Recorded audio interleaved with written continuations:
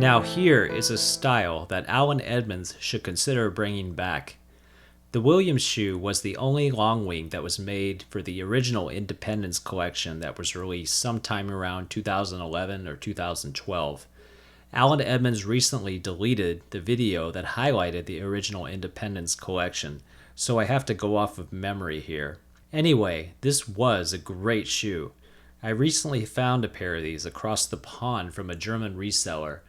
As you can see, there are some minor scuffs and creases, but nothing that bothers me because this sort of thing is going to happen to your shoes no matter what.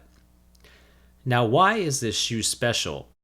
Basically, it's the luxury version of the McNeil shoe, but on a different last.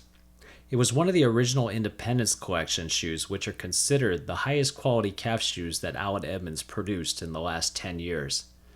This leather came from a special French tannery, and it's in fact one of the same tanneries that John Lobb uses to source some of the leather for some of their shoes.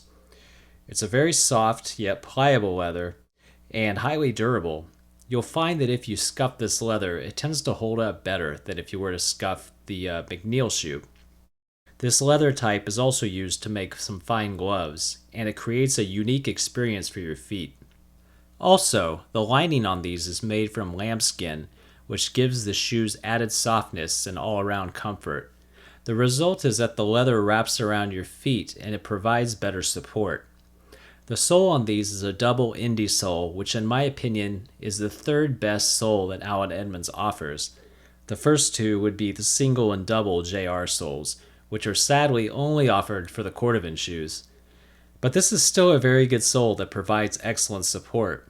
It does require a little bit more break-in time than some of the single independent soles, but it's well worth the patience. The sole also has very nice wheeling, back when AE really seemed to put in the time into making these details happen. Many have said that the newer Independence collection shoes are not the same as the original, and I mostly agree. More on that in a future video.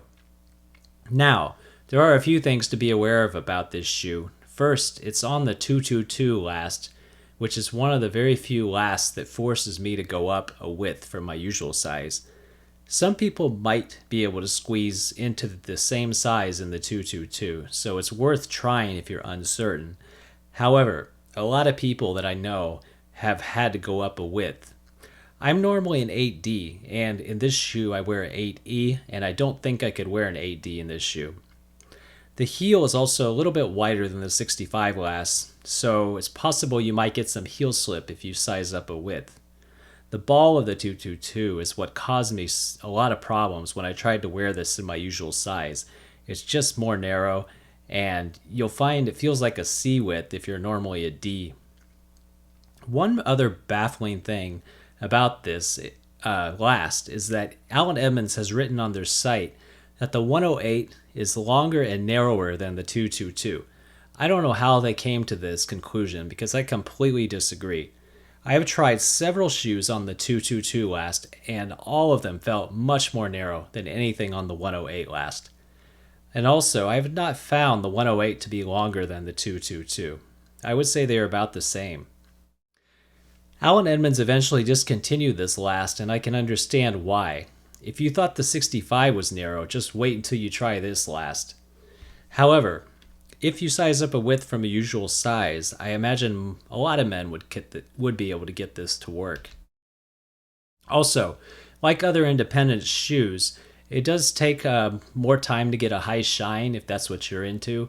I personally don't try to do this on my shoes anymore, but just know that it is possible, but it'll take a little bit of patience. Now, how do these stack up compared to Alden? Well, it's a subjective thing, but I would say that these are about equivalent to Alden shoes. I'm talking about just their calf. The details on Alden are going to be a little bit better in general. I think the quality control was better for Alden, but as far as the materials, I think Allen Edmonds has the edge with these. But keep in mind, this is Allen Edmonds putting out their premium shoe, and it's not a total apples-to-apples comparison because I'm comparing it just to Alden's regular calf shoes. Now, it's almost impossible these days to find these shoes anymore, but the good news is that there are several other options available, such as the McNeil, and one of the most highly popular options is the McNeil and Cordovan. However, this shoe still holds a unique place in Allen Edmonds' history as one of the least seen Longwings that's of the highest quality. If Allen Edmonds were to bring this back, I would suggest putting it on the 108 last, and don't even think about putting it on the 222 again. Final rating for this shoe, 4.5 stars out of 5. Thank you for listening. If you guys like me to do more videos like this, please let me know.